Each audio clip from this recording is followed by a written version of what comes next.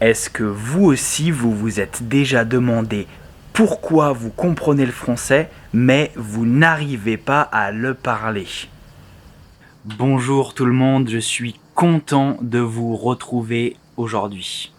Alors, hier j'ai reçu un message sur Instagram d'un étudiant au Mexique qui me demandait: Salut Nelson, ça fait presque 1 an que j'apprends le français. Je le comprends bien, mais j'ai beaucoup de difficultés quand je dois parler. Est-ce que c'est aussi votre cas? Est-ce que vous comprenez le français, vous arrivez à lire, à écouter, mais vous avez des difficultés à parler? Est-ce que vous aussi vous êtes frustré? Eh bien, dans cette vidéo, on va comprendre pourquoi c'est difficile de parler en français, et ensuite, je vais vous donner des solutions pour améliorer votre façon de parler. Pour ceux qui nous rejoignent aujourd'hui, cette vidéo est en slow French, c'est-à-dire que je parle un petit peu plus doucement. Et selon votre niveau, vous pouvez activer les sous-titres anglais ou français. Ils sont disponibles dans les réglages, donc profitez-en.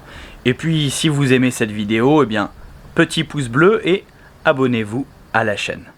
En fait, pour que vous compreniez simplement pourquoi c'est difficile de parler français, on va faire un petit quiz ensemble. Je vais vous poser 2 questions et vous allez prendre quelques secondes pour y répondre. Question 1. Donnez-moi le nom de 5 plats français. Question 2. Parmi ces plats, lequel est un plat français?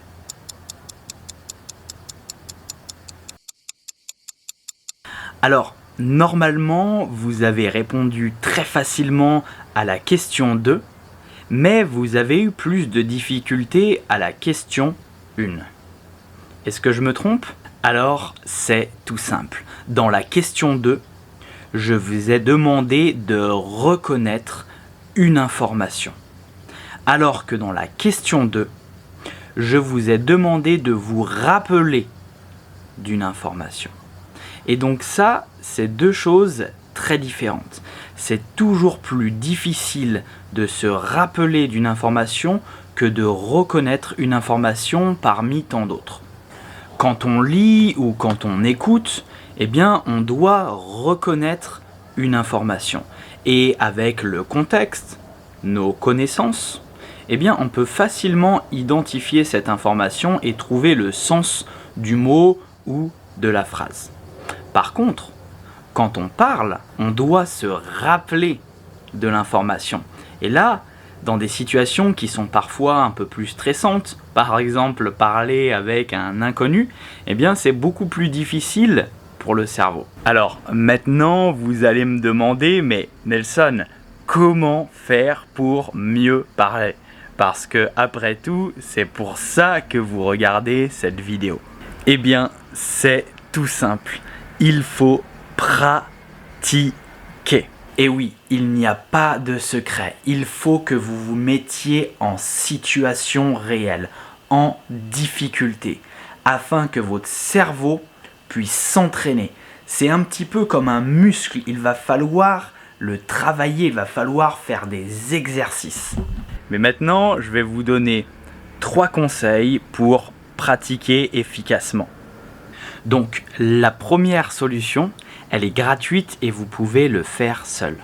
En fait, il faut que vous vous filmiez en train de parler en français. Alors, moi, par exemple, quand j'ai appris l'anglais, j'ai créé une chaîne YouTube en anglais. Et ça m'a fait énormément progresser. Si vous regardez mon niveau d'anglais sur la première vidéo et mon niveau sur la dernière vidéo, il y a quand même une grande différence. Donc, vous n'êtes pas obligé de créer une chaîne YouTube. Vous pouvez simplement vous filmer, faire des stories Instagram ou des TikTok. Et puis, si vous êtes trop timide, eh bien, vous pouvez simplement garder ces vidéos pour vous et vous enregistrer et regarder ces vidéos. Vous pouvez raconter votre quotidien, expliquer ce que vous avez mangé pendant votre petit déjeuner. votre routine du matin et plein d'autres sujets.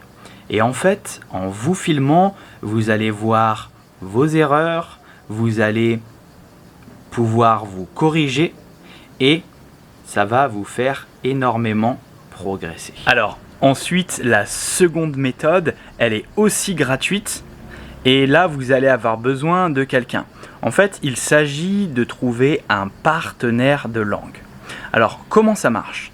Eh bien, par exemple, si vous souhaitez apprendre le français, vous allez trouver un Français qui souhaite apprendre l'anglais ou une langue que vous parlez. Et pendant 1 heure, vous allez échanger 30 minutes en français et 30 minutes en anglais.